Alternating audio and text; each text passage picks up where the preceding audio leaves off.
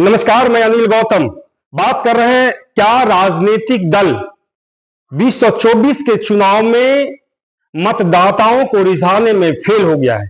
और अगर फेल हो गया है तो निश्चित तौर पे लोकतंत्र खतरे में है। जब हम बात कर रहे हैं कि भारत विश्व गुरु बनेगा, भारत पूरे दुनिया का एक आइडियोलॉजी बनेगा, पूरे दुनिया का नेतृत्व करेगा, और इस संदर्भ में अगर चुनाव में मतदाता अपने घरों से बाहर आके मतदान नहीं करता है तो निश्चित तौर पे हम ये मान के चल रहे हैं कि लोकतंत्र खतरे में है, नेतृत्व कर्ता फेल है। हम बात कर रहे हैं, कल प्रथम चरण का चुनाव हुआ 102 सीट पर, और पूरे भारत वर्ष में मात्र 57% वोटिंग हुआ, मात्र 57%, जबकि 1999 में 60% वोटिंग हुआ था।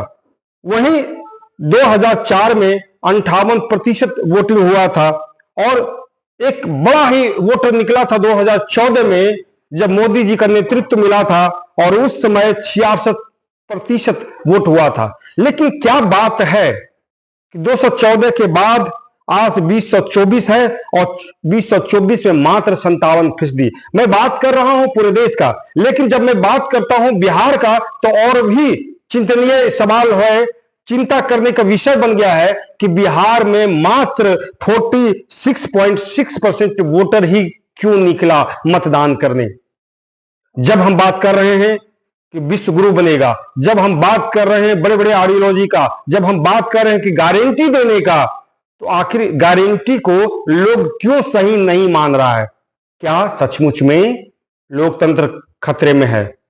बात मैं इसलिए भी कर रहा हूं कि मैं महान जनता पार्टी का नेतृत्व कर रहा हूं, और महान जनता पार्टी को भी चिंता है कि क्या हो गया है लोकतांत्रिक व्यवस्था में, कि आखिर नेतृत्व जो आज तक जिस पे हम भरोसा करते आए हैं, वो भरोसा को क्या सचमुच में तोड़ रहा है? क्या जिसका वर्षों से हम नेतृत्व स्वीकार किए हुए हैं, उस पे लोगों का विश्वास उठ गया है? तो इस वोटिंग परसेंटेज को देखने के बाद तो यह लगता है कि भरोसा उठते जा रहा है। इसका मुख्य कारण यह हो सकता है कि लोग मुद्दे पे बात नहीं करके भ्रमित करने वाले मुद्दे को बनाया है, लोगों के बीच में लाया है, और भ्रम फैला के वोट लेना चाहता है, या यूं कहें जनता को ठग कर वोट लेना चाहता है। लेकिन जनता होशियार है, जनता जनार्दन है। जिस देश में लोकतंत्र का जन्म हुआ, उस देश में कल के प्रथम चरण चुनाव के बाद 46% वोटिंग होना, इसका यह भी मतलब होता है कि 56%, आधे से ज्यादा आबादी लोकतंत्र की व्यवस्था में विश्वास करना छोड़ दिया है, और यह खतरे की घंटी है। लोकतंत्र को बचाना है तो हर लोगों को मतदान करना होगा, लेकिन अगर नहीं कर रहा है तो कहीं कहीं अविश्वास पैदा हुआ है, मतदाता लोग ठगे हुए महसूस कर रहे हैं, और यही हमारी और आपकी बात आनी शुरू होती है। क्या सचमुच में मुद्दे से राजनीतिक दल भटक गया है? क्या सिर्फ आस्था पे चुनाव लड़ा जाएगा, या फिर व्यवस्था पे भी चुनाव लड़ा जाएगा? तो व्यवस्था क्या हो सकता है? व्यवस्था शिक्षा हो सकता है, व्यवस्था स्वास्थ्य हो सकता है, कृषि हो सकता है, इंफ्रास्ट्रक्चर हो सकता है, व्यवस्था संविधान बचाने को हो सकती है, आरक्षण लागू करने को हो सकता है, व्यवस्था सभी वर्गों को खुशहाली लाने के लिए हो सकता है, नल जल हो सकता है, अच्छी सड़कें हो सकता है, अच्छे रोडवेज हो सकता है, ट्रेन हो सकता है, रोजगार हो सकता है। लेकिन कहीं न कहीं इन मुद्दों से अगर भटकाव हुआ है तो जनता का भी विश्वास उठा है सरकार पर और सरकार के नेतृत्व पर, और सवाल खड़ा किया है।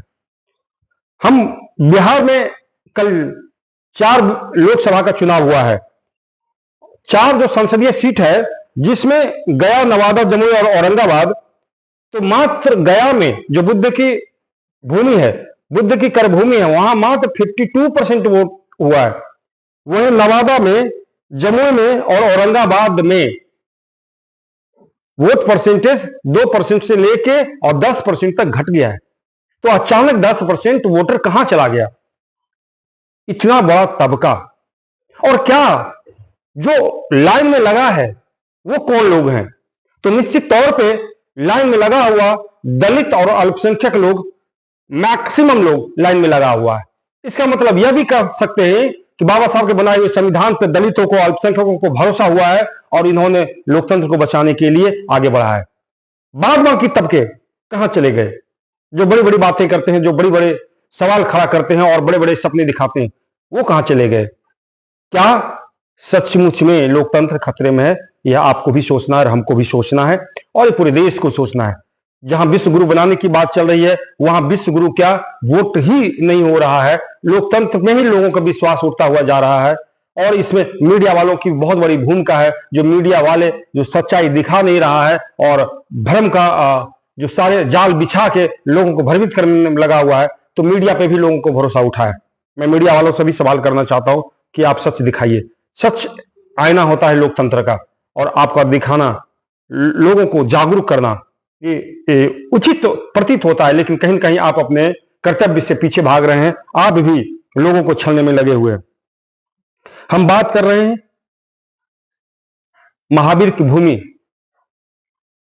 बुद्ध की भूमि जमुई से, और अब नए पार्टियां जो आई है लोगों के बीच में काम करने के लिए, सेवा करने के लिए, इनकी जिम्मेदारी बढ़ गई है। उसी में एक महान जनता पार्टी जो धीरे धीरे अपना पांव पसार रही है, लोगों का भरोसा जीतते हुए जा रही है। ये पूरा बिहार के लिए जो एक सोच बनाई है कि मुद्दों पे लड़ाई होगी, मुद्दे के बारे में लोगों को अवगत कराया जाएगा। किसान जिसके चेहरे पे हंसी खुशी गायब है, श्रमिक वर्ग को रोजगार नहीं मिल रहा है, मैक्सिमम बेरोजगार होते हुए जा रहा है, महंगाई इतनी चरम पर है और इतना चरम पर महंगाई है जिसका एक खामियाजा सरकार को भुगतना पड़ेगा। शिक्षा को पीछे धकेलने का खामियाजा, स्वास्थ्य को पीछे धकेलने का खामियाजा, बेरोजगार वर्ग को पैदा करने का खामियाजा सरकार को तो भुगतना पड़ेगा। मैं महान जनता पार्टी से निवेदन करता हूं कि कहीं न कहीं सरकार मुद्दे से भटकाने में लगा हुआ है। आप जनता जनार्दन हैं, आगे बढ़िए, लोकतंत्र को बचाइए और बिहार की भूमि लोकतंत्र की भूमि रही है। यहां ज्यादा से ज्यादा लोग वोट करें ताकि लोकतंत्र को बचाया जा सके, संविधान को बचाया जा सके, बाबा साहब के सपने को पूरा किया जा सके।